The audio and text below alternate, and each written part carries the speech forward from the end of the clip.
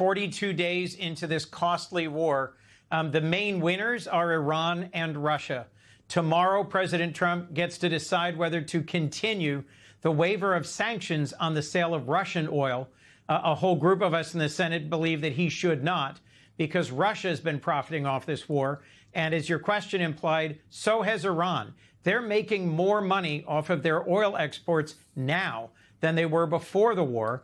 And yes, we have degraded their ballistic missiles and sunk a lot of their Navy and killed a lot of civilians and sacrificed the lives of 13 brave American service members and hundreds more who've been wounded. This war has had real costs. But so far, it hasn't achieved any of its major aims. Has there been regime change? Not really. We're on Ayatollah 2.0, and the IRGC is more in control of Iran than it was before the war. Have we destroyed their ability to launch drones and missiles at our bases and our regional partners and allies? No, they're still at it. And do we have a clear plan for how to move on from this disastrous war of choice? No.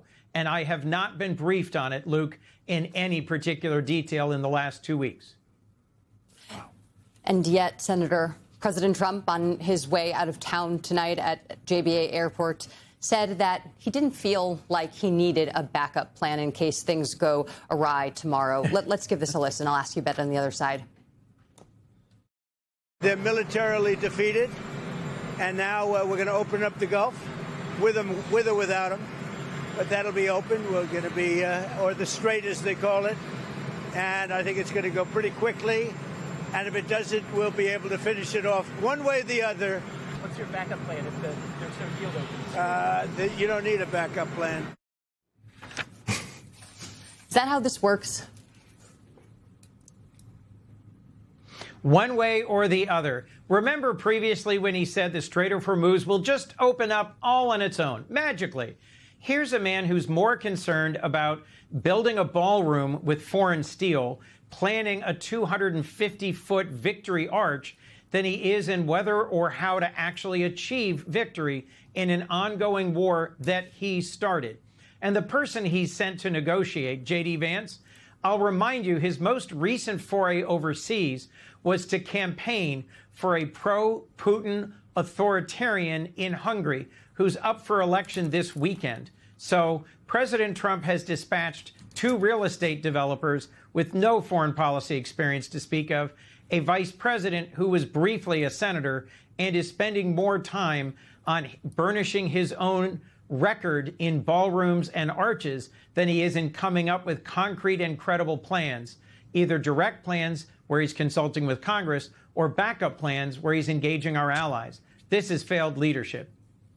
And this failed leadership, Senator, has led to a lot of frustration and consternation among the American people, among rank and file members of the MAGA community as well.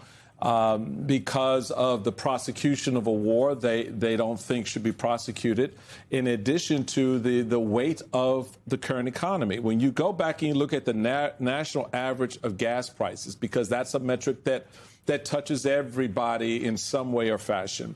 At the start of this war, gas was $2.98 a gallon. A month ago, it was $3.53 a gallon. Yesterday, it was $4.66.